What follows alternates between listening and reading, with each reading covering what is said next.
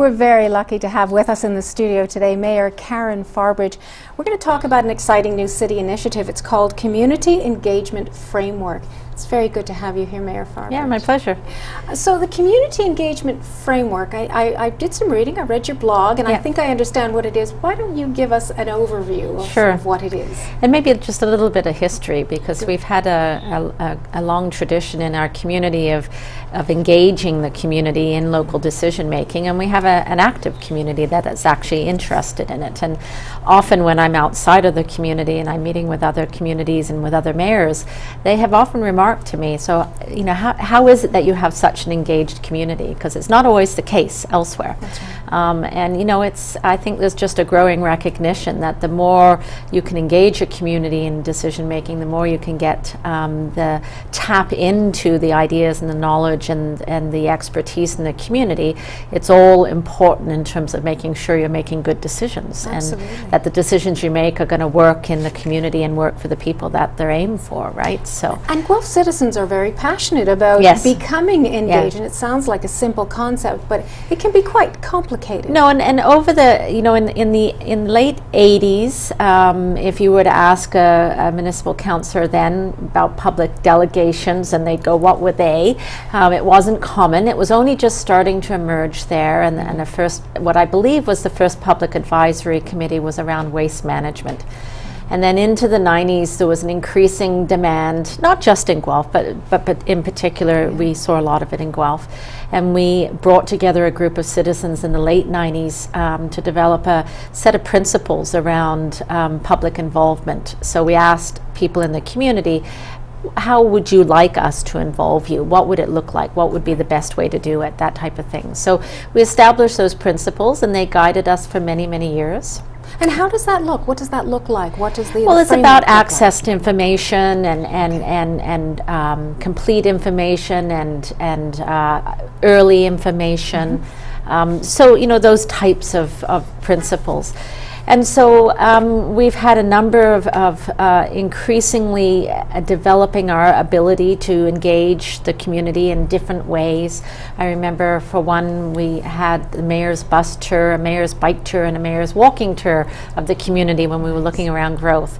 So we've tried different things. And so what this framework now is taking all of that knowledge.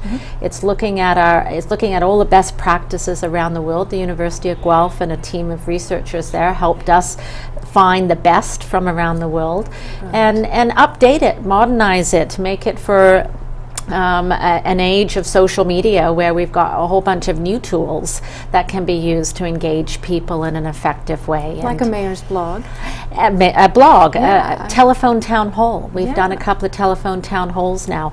Very easy to do from, you know, the software's there, logistically it's very easy to do. And it's a way for people to connect in on an issue without having to leave their home. We noticed one town hall we did, we had a lot of issues. It was more sort of open around well-being, a lot of issues around accessibility. And so we wondered whether there were people that this was an opportunity for them to raise an accessibility issue for them, and it would have been difficult for them to make it out to a town hall meeting at City Hall. So. Do you fear this will slow the decision-making process down, because there's the the ever-present joke about decision by committee, and so of course this increases the committee to the entire city, really. Well, that's why you need a very clear framework, clear roles and responsibilities, expectations, because you do need to get to a decision. Right. And so that helps to do that. But if it takes a little longer up front, you end up with a better decision, and you can avoid delays later on because you haven't thought of everything, or you haven't worked out all the details, and then you have to reopen the matter, and then you start over again. A last-minute protest or something, and it's we didn't think about that. But of course now the framework will take that into consideration. Yeah, won't eliminate it all, but it will keep moving us forward. Precisely. So. On another leading initiative, Guelph recently celebrated a first within Canada, and that's very exciting. The first new home to qualify under the new Energy Star for New Homes standard. Yes. What is that? Well, it's a program to encourage and promote leadership, early adopters in the building industry, to move past the building code. So it is, the building code requires a certain level of energy efficiency, but this pitches a level higher. So you know the Energy Star label you get on your appliances? This is the same concept for a home. So it's got an Energy Star label on the home, and it has to go through testing to ensure that it's reached that level of energy efficiency. And so we've been really lucky in Guelph. We've got a building community that are early adopters around energy, new energy approaches to building, water fixtures, etc. So, which is great because as a community, we have a community energy initiative, and wanting to reduce our energy consumption, wanting to reduce our greenhouse gas emissions. And our homes, the building stock, is a big place where we obviously use energy. And so we need the cooperation of the builders and the customers to embrace this new way. And in the long term, it's great for a homeowner because you significantly reduce your operating costs of your home.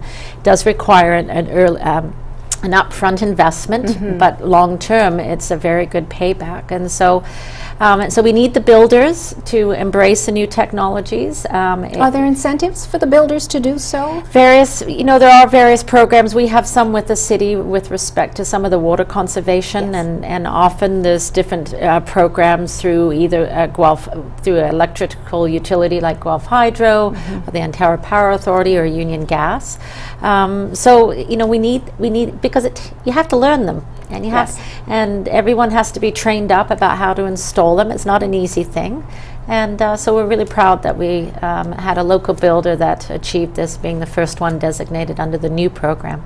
And Sloop Construction. Oh, excellent. There you go. I was going to ask you that. And a third party, is there an outside party that determines if it in fact qualifies? Energy Quality is the organization, and it is actually owned by the larger Home Builders Association, an independent organization.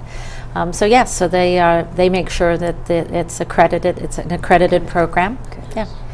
And this helps us take, I know that there are certain goals that we want to reach by 2031, and unfortunately we're not going to have a chance to talk about them today, but I want to thank you for joining us today, and we'll have you back again. Okay, my pleasure. Thank you. All right, for more information you're going to visit guelph.ca or call 519-837-5643. Up next, it's about introverts. We'll be right back.